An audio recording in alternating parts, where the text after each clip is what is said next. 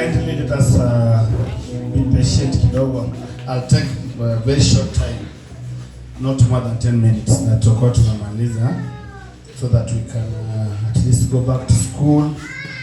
Rina just ningomba leo kujuma experience kwa mbele ndio sitaongea kwa sauti sana. So I know we are tired. Najua tumechoka. But I only request anaomba to kazi tu kidogo as we take our drinks. Anaomba mjikazi kidogo tu. I dedicated some drinks to the youth today. I knew you were going and lazima ningewapatia at least a drink. Alijua wanarudi shule sasa. So each of you kidogo. So each of you bought your a piece of soda. Sasa kila mmoja atapata soda. Just take it. Ukunywe. Ni kidogo hivyo lakini naomba uchukulie hivyo. So thank you. So to the youth. Leo wanarika. I have very few points. I've selectively chose amechagua those main topics. Amechagua topics chache tu that I want you to be very keen of. Yenye anataka mkasikize na mkashike. So that as well as you are going back to school. Sasa kama mtakuwa mkirudi shule. As well as wale mnarudi, those are others who are going back to other areas of profession. Na hata wale wenye wanarudi palipa kufanya kazi zingine. You also have this in mind. Hata wewe pia ukapate haya uweke kwa akili yako. So I will be having some mentoring. So wale those who have pens, you can write this one down. Wale wenye wako na kalamu na kitabu tafadhali andika chini. As well as wale mko na simu, you can make some dedication, you can write somewhere so that it guide you after we are finished. Pia kwa simu kuna palipako pa notes utaandika hapo. So I want us to I have 5 point agenda and I'm going to be very fast. Ataenda kwa haraka zaidi. So number 1, moja ya kwanza, we will be looking at prayerfulness. Maombi. Number 2, ya pili, this point I dedicated them before the father talk, so I will not allow them to go because some already been discussed before. Zingine hata zimeongelewa kabla. So I've kindly just take note again. So number 2, we talk about humbleness, being humble. Unyenyekevu. Then number 3 is about respect to the old. Heshima ama kutii wakubwa wako. And then last one we'll be talking about giving to the church. Kutoa kwa kanisa. So kindly, naona watu wengine wako nje. Kindly let us have one meeting. Wale wametoka kindly. Tafadhali hao wenye wako nje waingie ndani. Let's have one meeting. This meeting was dedicated for you. Wale wako boardroom kindly come and attend. Let's have one meeting. Let's have one meeting haraka. I just want to leave. So we go. So I want us to talk about prayerfulness. Nataka kuongelea kuhusu maombi. So about prayer. Kuhusu maombi. We are told or we are asked. Tunaulizwa. Every time we want to do everything. Kila wakati tunapotaka kufanya kitu. Start with the word of prayer. Tuanze na maombi. Start with the word of prayer. Tuanze na maombi. Very important. So what does it say? Inasemaje? John chapter 14 verse 13. Tukisoma kwa kitabu cha Yohana 14:13. So what I want to correct, we'll read it alone because time, we don't have time. Utaandika pale utasoma baadaye. Then there's John 15 verse 16. Alafu pia tuko na Yohana 10 John chapter 15 verses 16. 15:16. And John chapter 14 verses 13. Na pia Yohana 14:13. Jesus himself says that Yesu mwenyewe akasema, in everything you request in my name, kwa kila kitu utauliza kwa jina langu, you will be given. Utapewa. When you are going to attend your exams, do you pray? Wakati unataka kuanza mtihani unaomba kweli? When people are going for school fees, do you pray for your parents to get that fee? Wakati watu wanafukuzwa kuhusu karo ya shule, unaombea wazazi wapate? When you are in a college, you are going to for interviews, do you pray? Ukiwa college ukienda kufanya interview unaomba kweli? The devils know everything that you want. Si shetani anajua kila kitu unataka. So every time you want to get a challenge, they give you what you call panic. So kila wakati ukitaka kupata kitu unataka wanakutia uoga. So when you get to the exams, you are trembling. Wakati unafika kwa mtihani unaanza kutetemeka. You feel this exam is going to be very hard. Unaishi ni kama mtihani itakuwa ngumu zaidi. But the problem is not that the exam is going to be hard. Na shida si mtihani ni ngumu. The problem is the devil. Shida ni shetani. He's giving you panic. Inakupea uoga. And that is the best weapon for evil. Na unajua silaha mema wa shetani. So when you go back to school, ukirudi shule, be happy. Ukue na furaha. Everything you do, start with the word of prayer. Chochote unatafanya utakuwa ukifanya anza na maombi. Wengine unajua unaingia na opening cards. Na wengine wanaingia na hizo card. When you opening cards, you are in a holiday, amko mnasoma, wengine mnasoma kidogo haitoshi. Hiyo mtihani ya kwanza wengine hata wakuwa wanasoma vizuri. Don't panic. Usistuke. Go get somewhere private and then pray. Tafuta mahali ujifiche na uombe, upate nguvu. Get the strength to go and face that exam. Upate nguvu ili uende kwa mtihani. Even Goliath seems to be very big to David. Na hata Goliath akawa mkubwa zaidi kwa Daudi. So big. Alikuwa kubwa. The Bible says that Goliath was 5 feet. The legs were 5 feet. Inatoshana mimi mguu ya Goliath moja. Biblia yasema alikuwa ngatimara ngonga. So when David was approaching him, wakati Daudi alikuwa anamwendea, he was seeing a very big giant person. Na akaona mtu mkuu. And I know most of us don't understand who David was. David was as young as you are today. Unajua Daudi alikuwa mdogo tu kama wewe leo. And you are approaching about those bouncers that you see around the president. Na hata ukitazama wale unaona karibu na rais. Now somebody tells you to challenge him. Na mwingine amemwendea. Will you challenge him? You can run away or even you can fall down, but David said no. I believe in my God. Unaweza kimbia lakini Daudi akasema nimeamini kwa Mungu wangu. So every time you approach any difficult in school or any other place, most of you are going to colleges or going to training areas, pray. Kila wakati ukikutana na shida yoyote shuleni, college, omba. That's very important. Because of time, I go to the second point. Humbleness, being humble as a youth. What does it mean to be humble as a youth? Kunyenyekea kama mwanarika. So being humble actually is the power of success. Kunyenyekea ndiyo nguvu ya kupata kuendelea vizuri. Succeed. Yeah. So how do you practice this humbleness? Utafanya zoezi vipi? Moja. You must always know how to behave. Ni lazima ujue njia zako ziko sawa kweli. Around other youths. Kwenye uko na wanarika wenzako. This is grade 1. Hii ni moja. You can be around when you are in college. You can be around people who perform very badly. Unaweza kuwa karibu na wale wenye hawawezi fanya vyema.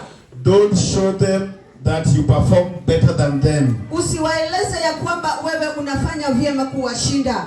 Encourage them to do what you are doing in a good way. Uwaeleze ile kitu unafanya kwa njia yenye iko sawa. Tell them the secret of passing exams. Uwaeleze njia ya kupita mtihani. But don't criticize them. Lakini usiwaweke ni kama wako chini yako zaidi. When you are at home, ukiwa nyumbani, when you are at school, ukiwa shuleni, you have your friends who are not practicing what we teach in churches. Uko na marafiki wenye hawafanyi vitendo tunafunza kanisani. Don't abandon them. Don't isolate them. Usiende mbali nao. Sit with them. Keti nao. Drink with them. Kunywa nao. Talk to them. Uwaongeleshe. Talk to them as if they are you say we belong the same group. Uongeleshe ni kama mko kwa umati moja. Waambie I know you drink alcohol. Uwaambie kwamba najua yenyewe unakunywa pombe. I know you smoke cigarette, you smoke bang. Unavuta bangi. But I don't believe that is wrong. Lakini sijasema hiyo ni mbaya. But uone kikusumbua kwa afya. lakini sijaona kama inasumbua maisha yako. After talking to him that way, embrace him. Baada ya kumwongelesha hivyo, sasa umtie nguvu. Embrace her. Umtie nguvu. If they want, but you must also learn to stay out of reproach. Ni lazima pia ukae mbali na vitu vyao. What am I saying? You cannot go to encourage somebody to stop drinking when you are going with them to the bar and then you drink a soda as they drink alcohol. That you are not teaching anything. Ni nini unajaribu kufanya? Kwenda unaingia nao, sasa wanakunywa pombe, wewe uko kwa soda, hiyo hakuna kitu unafanya. Stay out of, when they are going to the bar, you tell them, today I don't feel where you are going, I'm safe there. I am just going, I have other activities to go and do, so kindly just finish, tutakutana baadaye. But anyway, I pray that one day you'll stop drinking. Wakienda kwa hizo mabazao, wewe uzidi kuwaombea, siku moja watawacha hizo. That's what you call humbleness. Hiyo ni kitu kinaitwa unyenyekevu. Humbleness also means you should also at some point be very careful for what you say to others.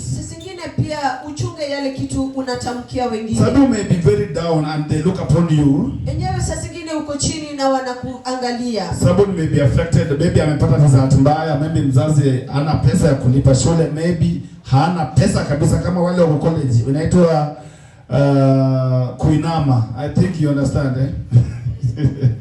Mwingine anainama, kuinama wanamaanisha hawajakula lunch. Kuna wale wanaelewa hiyo kitu vizuri. Hana lunch, jua atapata sapa wapi? Hakuna chochote la kukula. Then he's looking upon you to at least get some encouragement. Sasa mwingine anakuangalia ili umtie nguvu. Then wewe kazi unafanya ni kutalk bad about people who are living that kind of life. Na wewe kazi unafanya ni kuwaongelesha tena vibaya. You say you are talking as if getting money.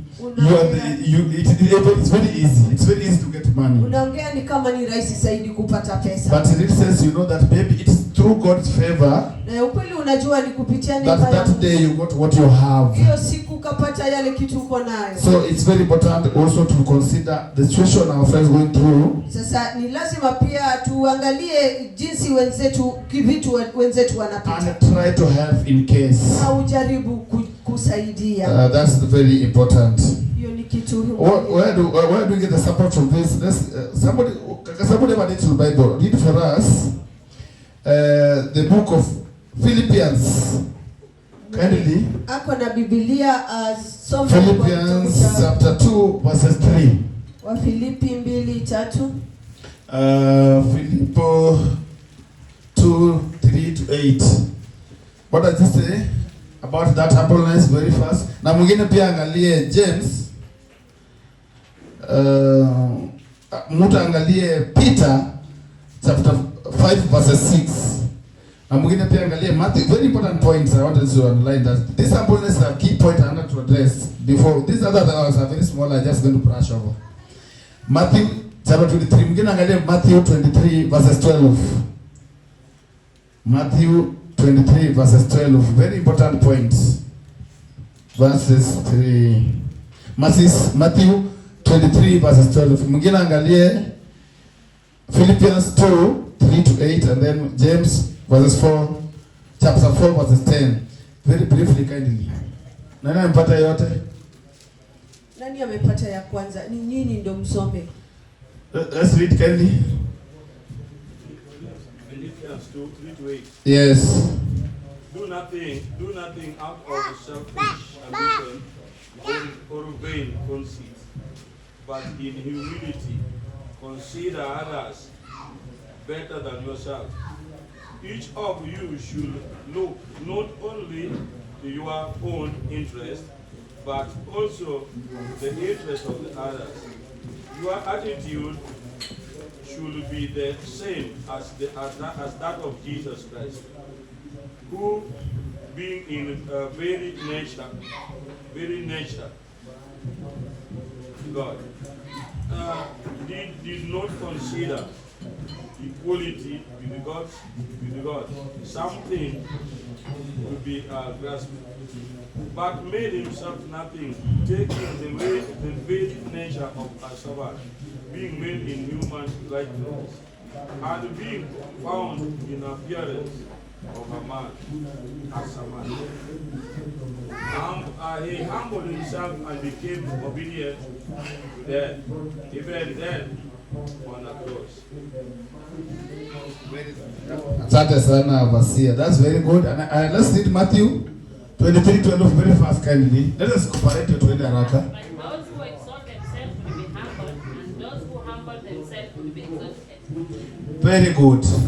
For those who, repeat again. For those who exalt themselves Yes. will be humbled, Yes. those who humble themselves will be exalted. Then Peter 5:6, very important. Peter 5:6. Yes? First Peter 5:6. Yes. Humble yourself therefore under the mighty hand of God, so that at the proper time he may exalt you. Very important. Humble yourself before God, and before God does not simply mean you, because God is unforeseen. You could start with the human being, people around you. People around you are the first God you should respect and do everything to them before you exalt the God we know that we can, the supernatural. So what I'm saying is this: as much as you're going back to other people, other areas where you're going to interact with other people, ensure that you exalt, you stay so low so that one day you'll be exalted. Very important. Sasa, yeah. Again, there are, so just like this one, you read yourself. Proverbs 22 verses 4. Very important. Andika mahali when andika Proverbs 22 verses 4. Then we have Psalm 25 verses 9.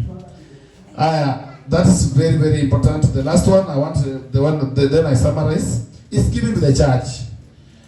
As youths, we are forgetting that the church belongs to the old and our mothers alone. It is not. The church belongs to all of us. So what does it mean? Once you give yourself to serve the Lord, you must also be ready in effort and sacrifice. Give to God. Our God does not live in the church. Our God does not live in a house. You cannot build a God a house. You cannot build a God a very beautiful chair. But we start with people who serve God. Do ensure they serve God with a lot of confidence, stability, happiness, and effort. This can be done by you. What does the Bible tell us about giving? God values the heart and the intrusion behind the gift more than the monetary values. I'm repeating. God values the heart and the intrusion behind. Intrusion is the willingness to give. Yani unajitolea bila mtu kuforce, bila mtu kukumbusha. You should carry this to church. You carry it willingly. It's called intrusion behind the gift and the monetary values. When we bring to church, you only believe that you can bring money to church. No. Can you come to church and make sure the church is clean? Can you come to the church and ensure that the chairs are arranged properly? Did you help anything? Those youth who came in the morning, did you do anything? Anybody who did anything in the church in the morning before we started? Anybody who did anything in the church today? So everything was done for you. And you were the ones to do them. So then God values that more than that. Another thing is the willingness. Very important point. Willingness. You should do it without any force. Let somebody show me Mark. And kindly, I want Overseer to read for me this one because he has the good voice. At this point, I want to read Mark chapter 12, verses 41. There's a line there I want you to stress for me. Verses 41 to 44, but there's a point. It's a very small paragraph. I think this will be the last paragraph, and then we go. It's a very small paragraph. Kindly pay attention. It's very important to all of us, including our parents. Mark chapter 12, verse 41. 1 to 44. Yes. It is a widow. Jesus attends a church service. And then there's a widow who contributes some offering. Let's see what Jesus say about her. Let's see. The widow's offering. Yes. That's the headline. 41, yeah. Yes. Jesus sat down opposite the place where the offerings were put, and watched the crowd putting their money into the temple treasury. Many rich people threw in large many rich people threw in large amounts, but a poor widow came and put in 2 very small copper coins, worth only a fraction of a penny. Calling his disciples to him, Jesus said, I tell you the truth, this poor widow has put more into the treasury than all the others. They all gave out of their wealth, but she, out of her poverty, put in everything, all she had to live on. Thank you. So that's enough. I think your version is kind of different with mine, but there's this Bible. Somebody has a different version. Put it where Jesus talking. The conversation with Jesus. I want Jesus the conversation. Jesus sat down near the collection box in the temple and watched as the crowd dropped into their money. Many rich people put in large amounts. Then the poor widow came and dropped in 2 small coins. Then Jesus called his disciples to him and said, I tell you the truth. This poor widow has given more than all the others who are making contributions, for they are given a 10th part of their supply. But the poor, as she has given everything has to live on. Thank you so much. So in my Bible, there was he called his disciple and said, for sure, in those of the King James, he tells them for sure. For sure. Now, when the Bible introduces words like for sure, I swear, those are very strong words. They have some very, very big impact in a life. Why was Jesus stressing, using the word for sure, and he's calling his disciples? Because even the disciples were misled. They were misled by the big things that were being contributed. Some of us have the divine ability to contribute, but it is not that you are excluded. As much as you have a penny is actually otongulo. Hey, as much as you have otongulo is 10 cents. You can still contribute it willingly, without any force, and this can give you a lot of blessing more than anything. As much as you are going outside, kindly. No, it's not a matter of you must attend this church. Where you are going, those who are going to schools are going to have CUs. Kindly try to cooperate in the building of the church by paying the offering, or if not offering, contribute by giving services. You can clean the church, arrange the churches, do anything, clean the church compound.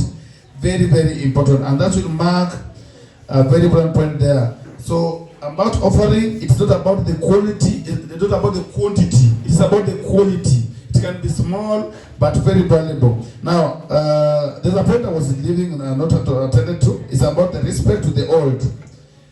This is very important. Again, I cannot leave it without talking to it. The pastor overseer already talked about it, so I just want to brush over it.